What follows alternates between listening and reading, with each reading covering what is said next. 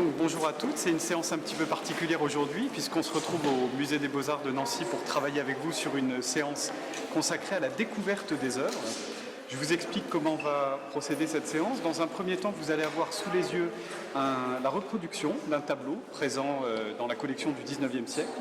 Vous allez noter un maximum de choses en prenant des abréviations. Et dans un second temps, une fois que vous aurez recueilli toutes ces notes, vous allez découvrir l'œuvre sur les lieux directement dans les galeries du musée.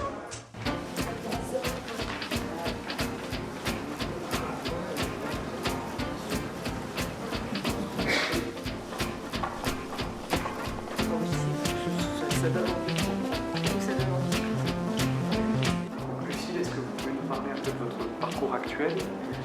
Oui, donc j'ai commencé mes études d'architecture à Nancy en 2006. Et puis pour mon master, je me suis orientée vers la recherche, et plus particulièrement vers l'histoire de l'architecture moderne, à l'école d'architecture de Versailles, dont je suis diplômée depuis 2011. Et donc depuis près de 3 ans, je participe à des études patrimoniales dans le domaine de la recherche et de l'histoire de l'architecture moderne. Et puis donc depuis 1 an et demi, je me suis inscrite en thèse en histoire de l'architecture et je suis également enseignante vacataire à l'école d'architecture de Nancy. Voilà. Pour commencer, on voulait savoir comment l'option Histoire des Arts avait évolué en fonction de ce que vous aviez avant. On ne sait pas s'il y a les mêmes matières. Nous, on a art plastique, cinéma, musique, architecture et littérature. Oui. Donc, oui, je crois que c'est à peu près le même système. Je sais pas exactement combien vous avez d'heures dans chaque enseignement. on a 5 heures par semaine, c'est la partie.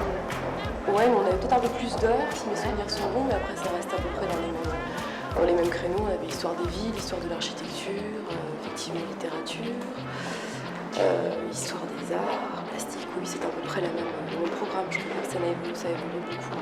Ouais.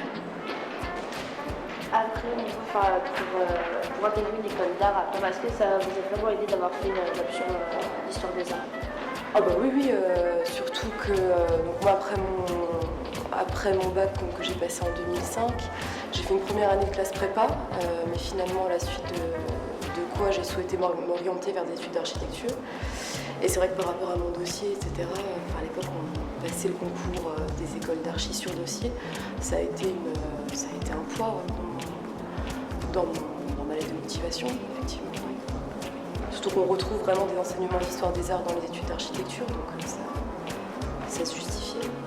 Pour rentrer dans une école d'architecture, Oui. vous avez passé directement le concours après le bac ou... Non, comme je disais, j'ai fait une première année de classe prépa lettres et également au lycée Poincaré.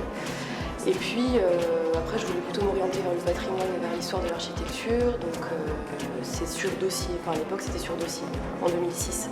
Mais maintenant, il y a un concours d'entrée comme dans toutes les écoles d'architecture en France.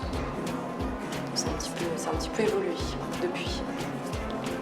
Et quand vous avez choisi de prendre l'option Histoire des Arts, est-ce que vous avez déjà un métier précis en tête ou vous y êtes allé vraiment parce que l'option vous plaisait? Non, parce que l'option me plaisait.